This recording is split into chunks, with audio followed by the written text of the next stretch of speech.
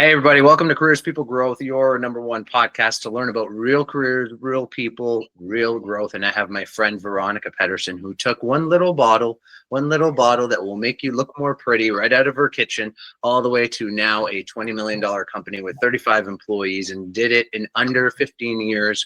And we are going to learn from her today. If you've got a passion as far as a product in the cosmetic world and you are hesitant and don't know what are your next steps to just get the ground running, Miss Veronica, you are going to teach us a lot today of what you have done, something absolutely exceptional over the last 14 years. So tell me, you've come up with this idea to make a product, and then you had to start with it.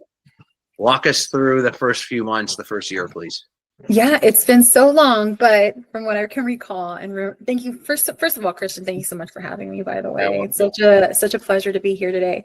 My partner developed a skincare product called Hyaluronic Acid Serum. That's what we called it. And in the development process, it was truly, to be very frank with you, it was a need for income. At the time, it was 2008, 2009 timeframe. He couldn't find work in the field in which he wanted to be in, and he relied back on his dermatology background when he wanted to be a dermatologist, and he went through the whole pre-med process and stuff like that. At the time, I was working as a surgery coordinator in nursing school. And my mom was actually the catalyst and the influence for all of this. And so she really inputted her experience and background. She was 35, 40 years working in the beauty industry. And that's developing the actual serum, correct? Yes, exactly. Okay. Yes, the actual depending on family and your background to really come in and develop something that you believe in. Now, how did you test these serum? How did you know you got it right? So you have to obviously send it for efficacy reasons. You want to test for like any type of mold, yeast, anything of that nature to ensure the product is safe. And then over time, you send it for actual testing too.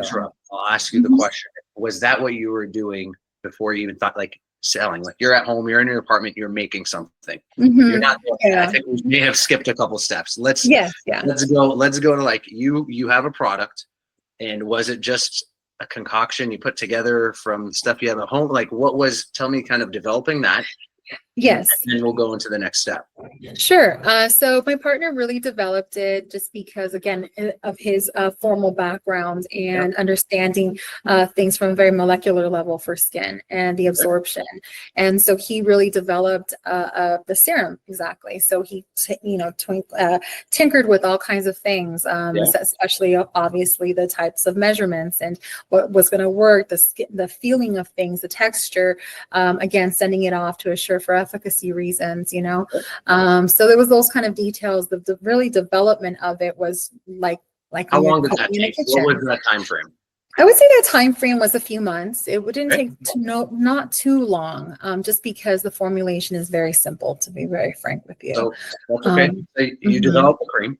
And you're like, okay, now we got something. It's in a serum. It's sitting in a little mason jar or something. You're like, okay, now I imagine what's next. Was it in your mind? You're like, okay, we want to take this to market. Let's create a package, a brand. Like, tell me now, like I have this thing in a jar and I'm the only one. Yeah, to be very frank, it didn't really end up being to where we're at now. It was kind of like, what do we call it? And where do we sell it? And then obviously the legal reasons, like how do you describe the ingredients? What do you have to put on the label? These kinds of things. And this is in the very beginning of e-commerce, by the way. We're back in 2008, 2009. We're barely shipping processes were in place. Amazon by fulfillment by Amazon didn't exist. These kinds of things, right? So it's very kind of like a new platform to be able to be on. And, so we really kind of like entrusted ourselves in just kind of talking to chemists, learning the process, what the Food Drug Administration requires for cosmetics to be done in the United States, these kinds of things. So it does require a little bit of research, obviously.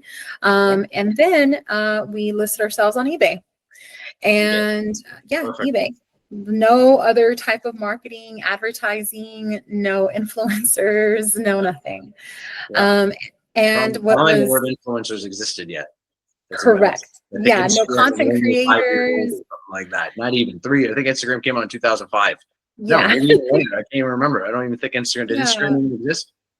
Yeah, we didn't actually really have a Facebook or Instagram or any type of social media until like 2013. So you said you And put it on eBay, and what mm, was the title of it? Like what would someone have to look up on eBay to get it?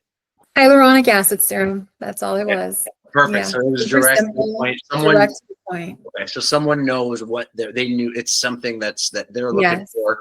Get to the point. So then yes, from eBay and probably a closet filled with this stuff at home, yes. take me to the journey to get to you to your first warehouse.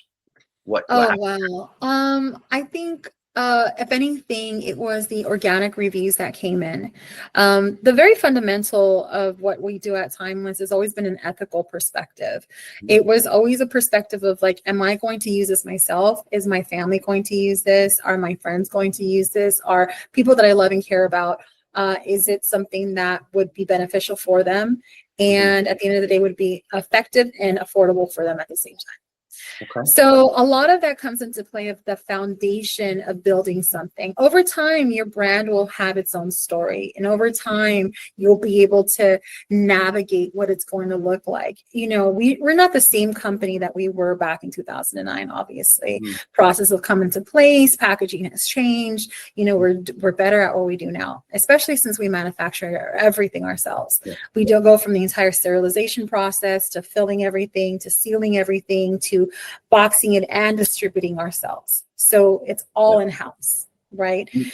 And that obviously took time to learn and Sure. things to invest in and things like that I love also.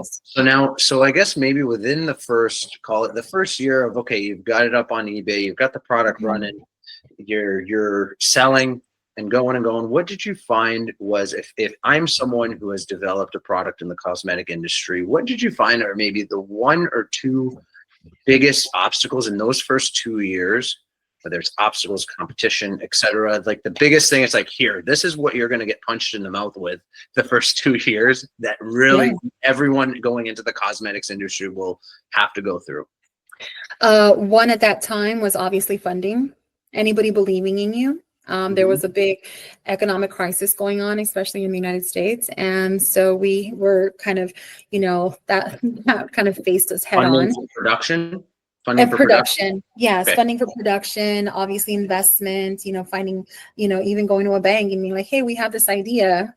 Can we borrow some money? I wasn't a thing, So obviously. can I ask, how much money did you need in the first year or two, as far as funding? How much money were you asking for to really get the ball rolling?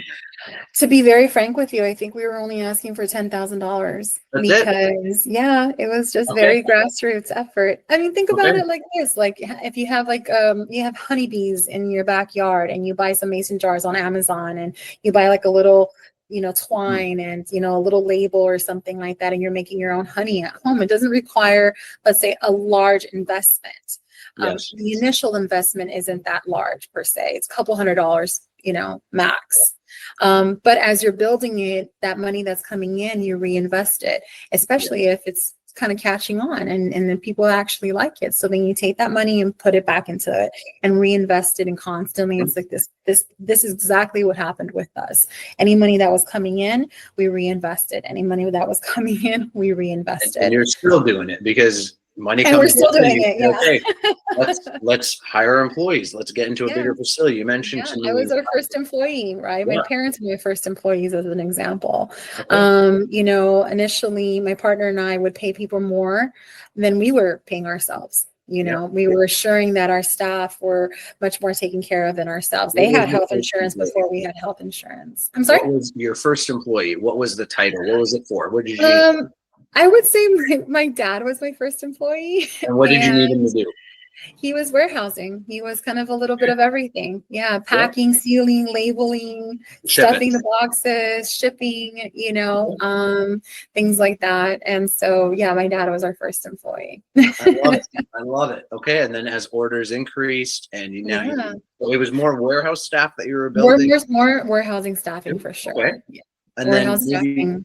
then from there you transition to mention a few other. Today you've got 35 employees. Tell me a Mhm, little bit of mhm. what type of employees work for you. Of course, warehouse staff. You're in 80,000 square foot facility now. Yes, 80,000 square foot facility. So we have machinists, we have engineers, because again, we have our own machines. And so we obviously need to have professionals that understand And you're electric. manufacturing in-house. Yes, manufacturing in-house. You're not just packaging and you are pure. This is an No, 80,000 square foot facility where yes. from the beginning, it's a bunch of chemicals and Mhm. whatever it may be. Then you make the product, goes through the Correct. line, package, label, Correct. close it all up, ship it, Mhm. all in house. Correct. All Wonderful. in-house. Okay. Yeah, all in-house. Yeah, Purely, we are the epitome of USA made. I So love it. we're definitely running our own game in that respect. And so we're very thankful to still be, doing that to this day. It's not been easy for sure. It's taken a long time process having to careers developed within our company. We had staff that we retired my parents. My parents were, working for us for a long time and now they're retired with us. And we have staff that have been from the very beginning, even from the move from California to Texas and followed us to Texas because, for financial reasons and other reasons involved, we needed to expand and we expanded in Texas. Wonderful. Yeah, so it was a long process for sure in the development. You don't know what you're doing. I didn't go to business school, and thank God for things like Google and Bing and other search functions. Because other than that, you wouldn't know. I didn't know nothing about payroll. I had no idea about certain taxes Yeah. you have to deposit. All of that is a learning process, Yeah. and you make mistakes in as you go along. But to me, the fundamental of anything is that it has to be ethical what you're doing, because if it's not to me ethical, then what's the point of it? For me, it's always been a slow and steady game. I know that there's been a lot of people that come in with a lot of investors and a lot of people, but you have to know your own limitations as a company. And you have to understand that, like, I can't go from one position quickly to another position. As much as I would like to, I can't. And it comes with hiring people too. At some point, we had 50 something employees in California, and we're at 35 right now with a nice tight shift. And we just got better at what we were doing in that respect. We got people that obviously understood what we're doing. Again, the machinists, the machine operators, the package people that help package the boxes, and really just kind of like a all hands on kind of thing. We limited ourselves in some respect to certain aspects where the staff, instead of hiring 2 or 3 housekeepers or somebody to keep up, janitorial things, we diverted some of the energy to other places. And so we had staff take on the task of their area to be cleaned up and organized and things of that nature. So we really kind of developed a lot, from truck drivers with their own trucks to helping certify all of the forklift operators. We also have our own daycare facility at our warehousing Love it. facility. So Bring your kid to work. yeah, so our staff can drop off their kids throughout the day and visit their kids and stuff like that. So we had to develop careers within that sphere. So it's a lot. It's actually more than you think, because you as a company, it's just not only the internal factor, but it's also the external factor. Everybody around you that benefits the fact that you have a full functioning company, right? From the people that are shipping your products out, to the delivery drivers that are delivering it to other places, to the vendors that are, getting our orders or that we're ordering items from them. Everybody involved. It's an entire economy that you People become. watching the children of the people that are involved. Yeah. Every piece of it, to the person keeping the facility clean, and you name it. Gosh, it's Yeah, everybody, to the people that put the signs up, to the people that, help with we had to fix a fence one time. And so we have to get these people to come in, contractors to fix fences, and plumbers and electricians, and you name it. There's so many different careers that become a part of what you do on a daily basis, what impact you make as a company. It's incredible. All that from a little bottle that has a serum inside of it. Yeah. Uh, Yeah, for sure. two people who come together and say, let's go get it. A little Let's bottle. do something. Can I ask Yeah. volume, not in dollars, but units sold, and whether you want to tell me on a monthly basis where you're at now, of how much you're selling? How much did you sell so far this year in 2025? Not at the top of my head, I don't know. It is Ballpark, whatever's the closest number of ballpark. here we are today of units sold per day, per month, whatever way, just because it started off in eBay with maybe a couple sales a week, I'm gonna Yeah, a guess. couple Right. $100 worth of bottles for sure. Where are we? Um, Give me some ballpark of a number of the volume that's happening. Yeah, we're definitely taking about anywhere between 60 to 90,000 bottles on a monthly basis of different products. So we have 15 different SKUs, and within those 15 different SKUs, we have different sizes for the products also. Wonderful. So it varies. Yeah, it's a lot. Yeah, yeah. Thank you. So this is, I like going to tail it off as far as a little flash round of to the person who is. So I'll ask the question this way to the person who has an idea. Oh, by the way, just before we get into that, I'm very curious, and I hope you don't mind me asking, how old were you when you decided you wanted to start this? I was 27 years old, 26 years old. 27, 26 years old. Yeah, 26, 27 years old. Yeah. So, you know, to me, you know, in mid 20s, that's you're out of school, you're still trying to figure out the world, and you come up with an idea, and you don't have a lot of money in your hands, you don't have anything, like just an idea and some drive. So why don't we go back in time to the person who's 25, 26 years old today, and For sure. idea, maybe, you know, whether it's in the beauty industry or something, they want to create that product in a bottle. Mm-hmm. My flash question to you is what's it going to take for that? And as far as a human being, what type of a human being will it take to require to start this business? I think the first and foremost is you have to be your own customer. You have to be able to sell it to yourself. If you're able to sell it to yourself, you're going to be able to convince others to be able to buy it also. You know, money is one of those things that obviously we need. It revolves everything around us. You know, some people have more of it, some people have less of it. It just depends on how you see it.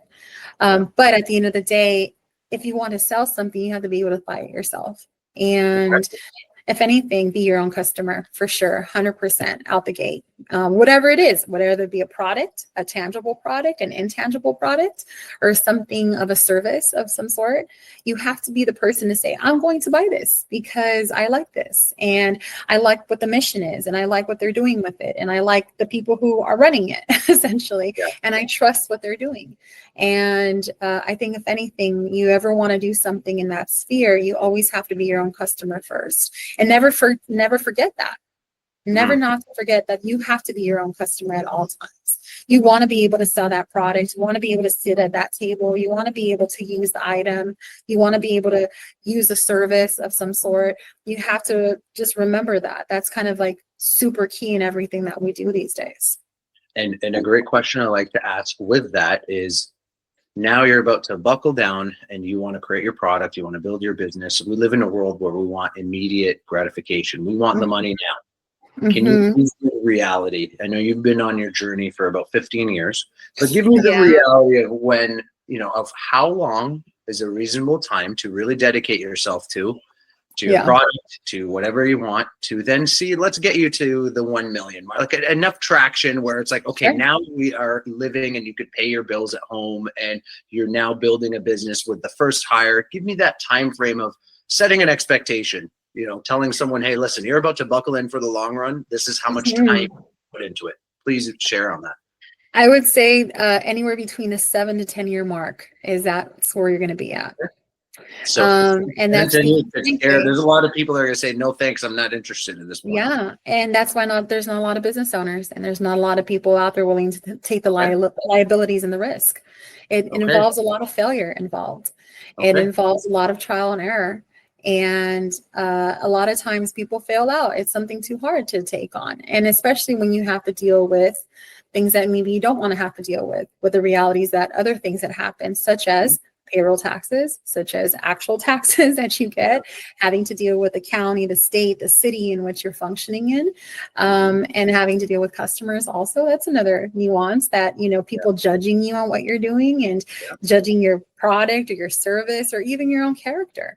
There's a lot that comes into the risk that takes involved, including your own personal life as well. This is why sometimes marriages fail, sometimes relationships fail, partners don't see eye to eye. There's a lot of things involved, you know, and that's why that's a lot of the reasons why I think a lot of people don't pursue it, or if they do pursue it, they fail. But the Yeah. problem is with failure, it's only two ways. You either stay at the bottom essentially, or stay not to come back up, or you come back up and you dust yourself off and be like, I'm not doing that again. I guess So to that point, someone's watching this, they're like, okay, I would buy my own product. Okay, I'm 7 to 10 years in. I'm going to dedicate the next 7 to 10 years to really put in a valuable effort for you, and maybe for maybe advice for someone else. Why did it matter to you? Why was this the one that mattered to you, for you to say, yep, I'm buckling down and let's go do it for the next 10 years? Why does it matter? Because there was no plan B, and this is plan A to Z. And I believed in what we were doing. I saw that especially in my industry, there's a trend for transparency, and we were always transparent from the very beginning.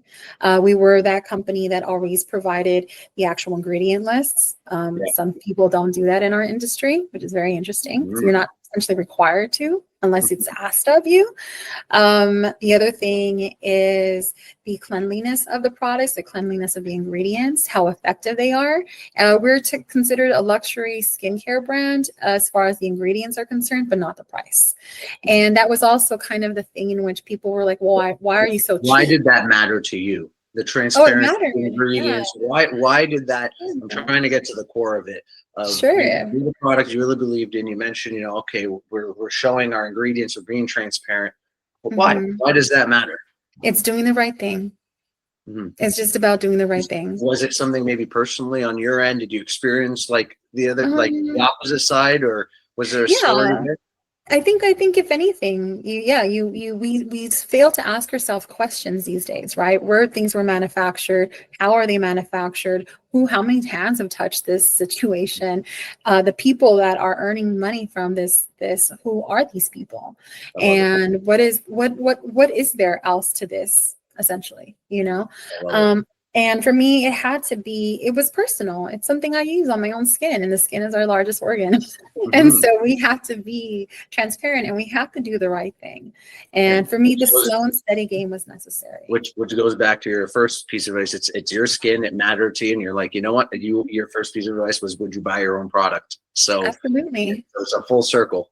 It's a full circle. Yeah. Absolutely. And then other people will believe in it too. And that's the other thing there, is that you obviously have to believe in what you're doing, but you also have to your skin is a 10 out of 10. I could tell. So you're your own product right in front of us. I own a skincare company. So, love it. Absolutely. Yeah, got to keep it up. Yeah. And you know what's beautiful is that there's so many different people that I use our products, which is phenomenal, right? At the scale of individuals that use it.